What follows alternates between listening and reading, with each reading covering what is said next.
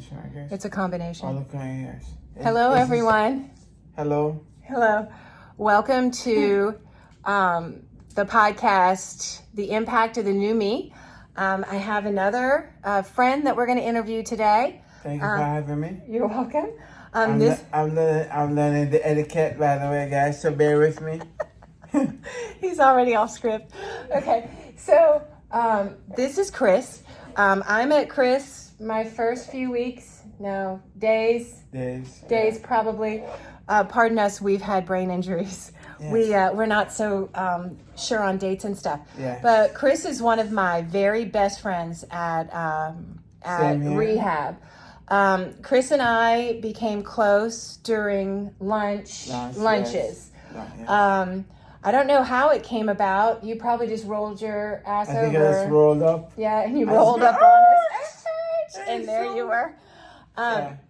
And so, of course, before we left the facility, we wanted to sit down, the two of us, and we wanted to share our stories and to let y'all know about Chris's journey. Absolutely. Chris, I start every podcast, I start with asking my wonderful guests to explain their journey.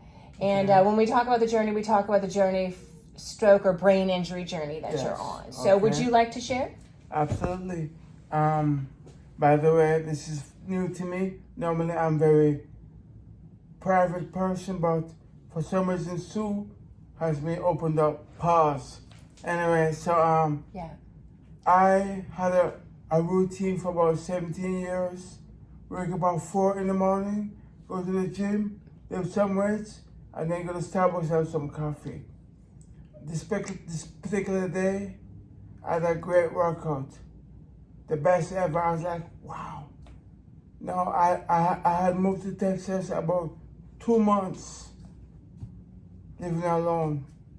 But then my current wife invited herself over the house.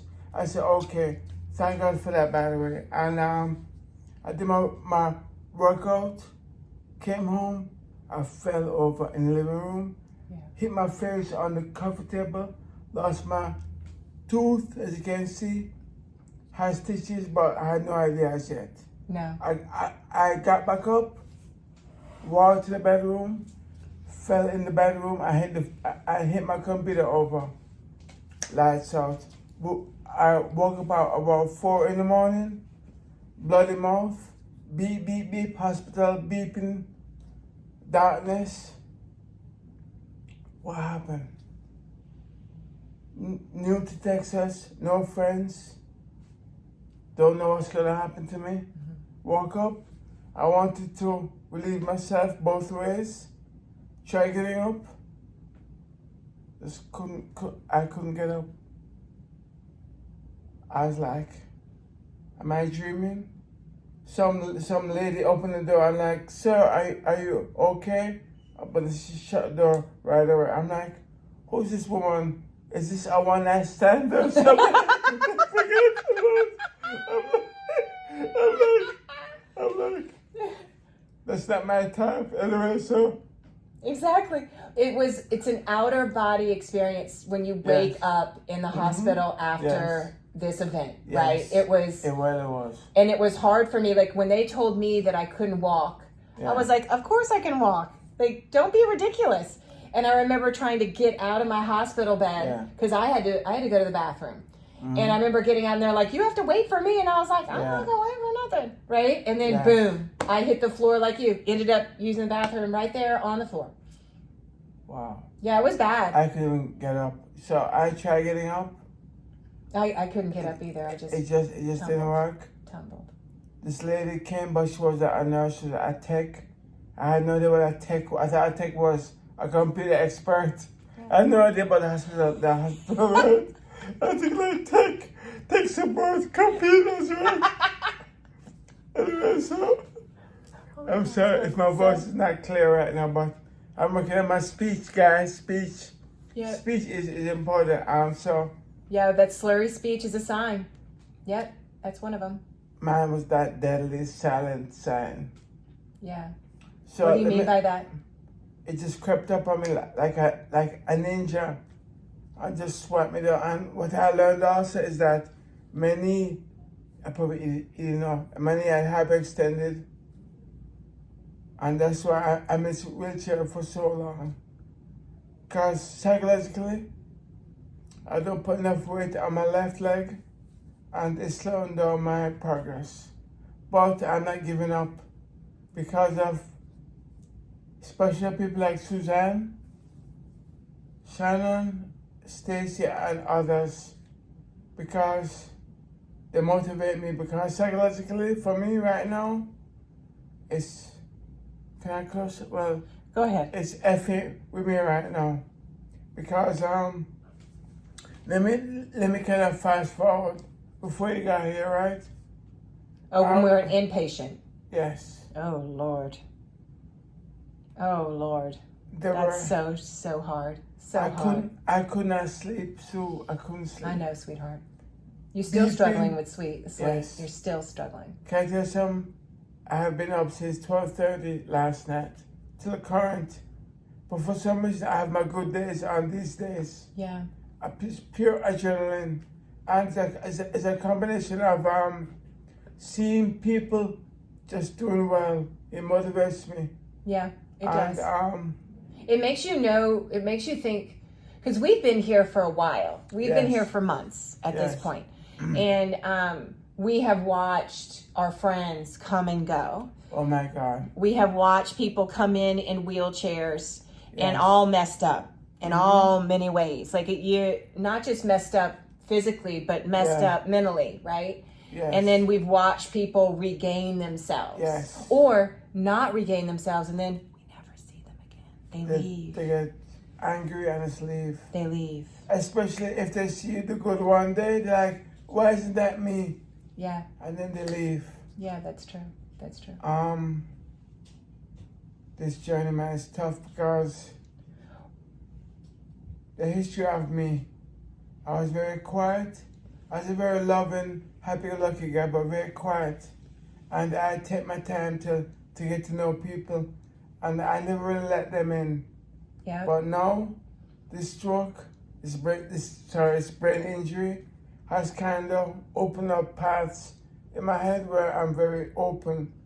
But it has to be somebody that I can't explain. It's like a certain type of thing that you feel safe with. Yes. Because this is a very vulnerable experience for very independent people who handled their business.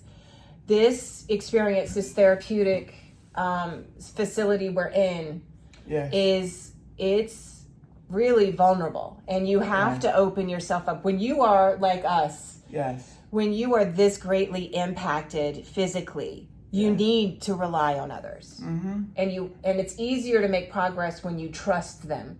And trust only comes through time or vibes. Sometimes you get a good vibe. But let me tell you guys something. I'm sure you can understand. So my left was paralyzed, still semi sort of kind, but it's getting better. I'm an impatient. I said to myself, how can I go to the bathroom? It messes with your head. When you can't even take care of the most private and intimate thing in your life, which is going to the bathroom. Listen, guys, I built some strength, but somebody just can't hold it. You gotta ask. Yeah, sometimes you have to ask. Yes, and I had to humble myself and ask. Right. Guys, That's exactly right. People, it's not that easy. Right. It's you have to dig deep and just open up to people. And it's really kind of like surfing a wave, right, Chris? Like it's never, like I used to think before my stroke or before my brain injury that my life was pretty day in, day out. You do the same things day in, day out, right? And you kind of just, maybe you coast through like this. And now it's hello, right? Explain that journey for me, like the emotional journey, Chris. It's like a roller coaster at Disney that does not stop. It doesn't. You have to jump off of it. But you can't because you don't trust your body to. You can't. Yes. You don't trust your body. Let me tell you something. This is what this experience Okay, I used to play a lot of soccer. That's my sport. I feel like I'm a quarterback playing football. I have no idea how to play. And I have coaches around me. Some of them are the right coaches, some are just not. Yeah. So I quit this because my friends, well, whoever is left right now, because some crickets, Chris got a stroke, Chris had a brain injury, bye, see you later. I'm like, okay. Yeah, you don't hear from people again. Friends Even though for they know. 20 odd years, gone like it's nothing. So guess what I do? I said, okay, I can't share what I'm showing Sue right now, but this is what I did to them. Look, that's what I did to them. He's shooting the bird. Yeah. Shooting the bird. Don't tell anybody. And I have a few that are still here with me right now. Those are your ride or dies. That's what we've talked about in every episode. Who are your ride or dies? Because if there's one thing we know, this life-changing event, you know who's in it for you in the world. And sometimes, like, that's a positive, I think, about having this stroke, is that you know who your people are now. Yes. There's no doubt. So, guys, there's a doctor at my inpatient. He said to me, Chris, you're doing well.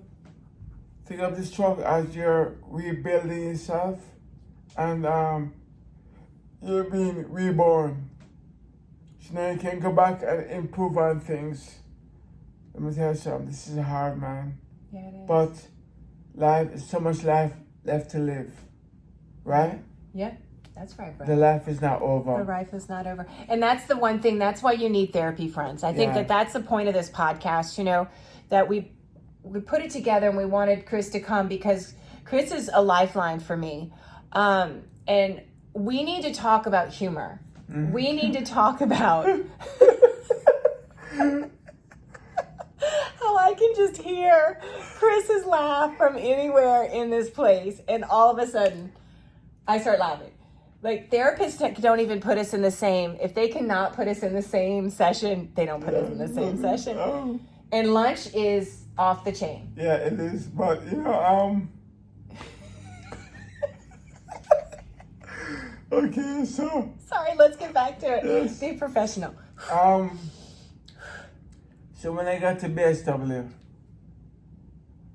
I came here very weak, and I couldn't see out my left eye, and a little bit out the right. Mm-hmm. And I couldn't even push a wheelchair. I couldn't even walk. I was weak. Got here, and I learned quickly that you have to be independent. You have to look at the schedule, write it down, or take a picture of it. Or I couldn't even barely speak. And I'm just doing it. And this is for 6 hours a day. My cardio, my stamina was not there. But you see people, it's like, okay, explain it. It's like this book, like you say, a caveman walking on all fours, is it? Are you talking about that poster? Yeah. It's true.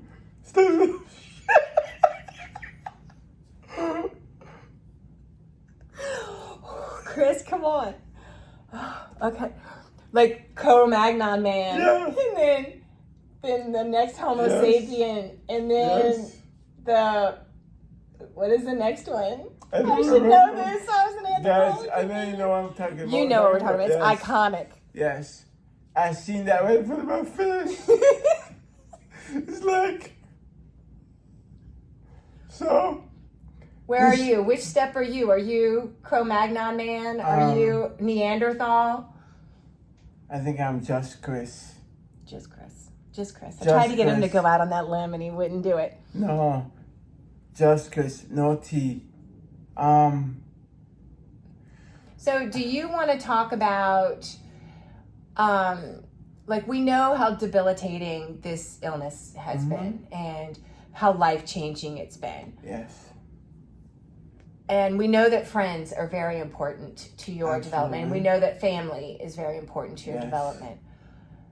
would you like to discuss like the emotion? I think we kind of talked about the emotionality of it all. Yes. And the vulnerability of it all. I think that if you had to pick like the advice that you would give or what you would take from this point in your journey, like in somebody else, let's say somebody with a brain injury stumbles upon this video on YouTube and it's like, what's all this? What's all this? And then what would you say to somebody who's at the beginning of the journey? Like, don't give up. We know that. But like, what's the things that sustain you as you go through here? Okay. Patience. Oh, patience. Patience, okay? Because I just know that this is not you don't recover on a linear wave. It's very roller coaster. Up and down. Sure is. And you just have to have patience and, I believe for some people, faith. For me, I'm still struggling with that. Yeah. Honestly, I'm struggling with that, the faith. No, it's always good if you have someone. Yeah, you need a caretaker. Caretakers are extremely important. Yeah, caregivers. Friend, wife, husband. Somebody that genuinely cares about you. And somebody that takes the time to understand at least close to what you're going through. Because you know what? If they don't understand... It's lonely. It's lonely. Guys, I've been there, but you just have to put yourself in a situation or an environment that can boost your confidence. And nurturing. Yes. I mean, I wouldn't be where I am today without my husband. I understand. You know that. Like, yes. He's been the heart and soul of me. So having a caretaker, but also like my concern, I don't know if you feel this way, but my concern is who's taking care of him. You know what? That's a good question right there. Okay, I've shared a lot with Sue, but some stuff she doesn't know. Yeah. My mother had a stroke. She was in her house for 5 days with a stroke. I called her, no answer. She lived in Miami, I was living in Orlando. And just so you know that Sue, my mother, and I had the most horrible relationship. My mother... Yeah, big sigh. You know it's not good when they have the big sigh. She has put me down all my life. Yeah. But you were still connected with her. You still knew something was going on. Because I made a promise to myself, if something happens to my mother that's medical and she needs my help, I'll push the stuff away in a box. Not fully closed, but far away open, and I'll be there for her. And I drove down to Miami. I went to the house. I saw her car. I opened the door because I had my keys for her door. And I saw her laying on the ground. That aged me for 10 years. Yeah, it did. It aged me. My knees buckled. And I'm like... And now? She was alone. And she was alone. The moral to the story is that my grandmother, my mother's mother, whom I don't know, she's from India. I never met her. But she died alone as well. And my mom was alone. Yeah. And I was almost alone. But my current wife, she forced her over to my house to spend time. And I was like, okay, let's just spend some time together. Yeah. And she's been integral to your success. Rock. She has been your rock. The rock of Gibraltar. Yep. We need those caretakers. My husband the same. Like I would not, neither of us would be where we are right now. And if we didn't have the caretakers we have that love us even unconditionally through everything. Yes. Like through everything. Yes. And I think that that's a note to say to those of you who are maybe sitting in a wheelchair like Chris or half blind like I am and really trying to feel sorry for yourself. She ain't blind, she's not blind, she can't see me, she's not blind. But anyway. Just kidding. Yes, I am. But anyway. It's an ongoing debate. But, you know, those caretakers in your life, I know that it's easy to be self-centered when you're trying to recover. Yeah. It's easy to only look at within yourself. But if you're hearing us and listening to us, go hug your caretaker if you have one, if you're fortunate enough to have one.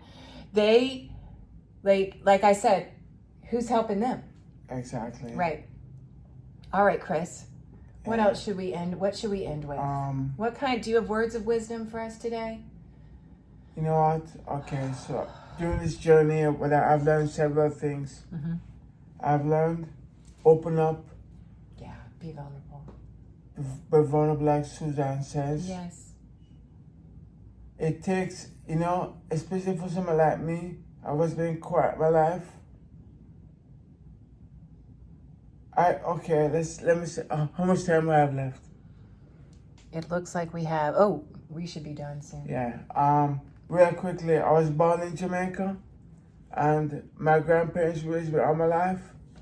Let me just say this because my grandfather passed. My grandfather was a big henchman in Jamaica, very well known, right? And he raised me, and what he didn't know is that I was watching his actions from a little baby, and I got into some trouble, and my trouble was for somebody my age to get in trouble in Jamaica, it was very unusual. It was something that the older person would do, but I got into trouble a lot of times, a lot. I grew up around men who were henchmen, right? Quiet, very well dressed, not very quiet, and so I imitated that. Very self-contained is what you're saying. Very self-contained, and hiding secrets. Oh my God, I have so much secrets right now. We're not going to say them out loud. Let me tell you one right now. Here it comes. Just kidding. Just kidding. There's no way right now. There's no way for us to get in trouble right now. The only trouble we get in is cursing during PT. Yeah, exactly. That's the only time we get in trouble these days. And my grandfather decided he couldn't handle me.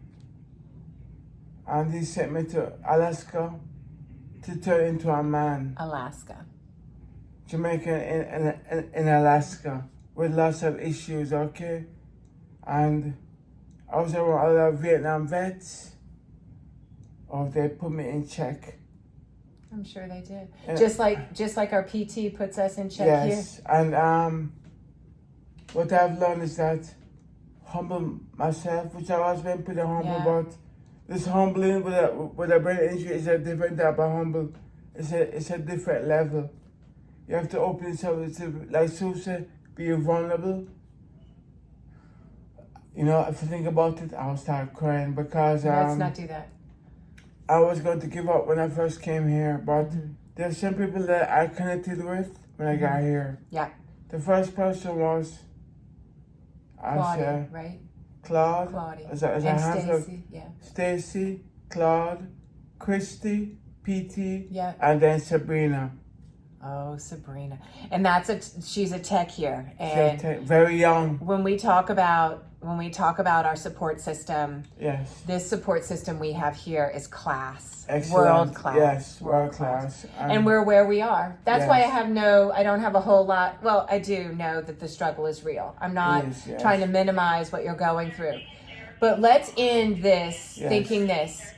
Where do you predict yourself to be a year from now?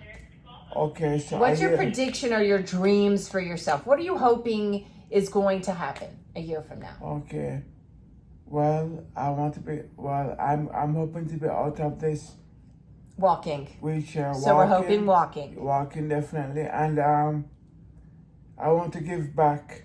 Yep. Okay, I've seen my grandfather, right? But he always gave back. He's a politician. He gave back to kids. Yeah. I want to give back to kids. Yes. Because, this life is very short. Yeah, it is. And I want to give back. We share that in common, our desire to make sure kids do well. And then your last prediction for yourself, what do you hope for yourself? Like what? Well, I want to be walking on the sand topless. No, just kidding. Just joking, guys. But yes, topless. Yes. Me too. Why not? No. Okay, let's get serious. Let's get serious. All right, okay. All right. I want to watch the people that I've met here grow. Yeah. I never had any friends when I came to Texas. Yeah, me These neither. are the friends that I have right here. It's kind of weird how you meet them, but we hope that we're still together in a year from now. Me too. I hope that too. That's all I want right there. Yeah. I'll take it from there, you know? Yeah. I can't. All right. We have to go. Thank you for having me, Suzanne. Oh, man. I love you, Chris. Love you too. I love you. You guys take care. See you soon. Bye. Bye. Peace out.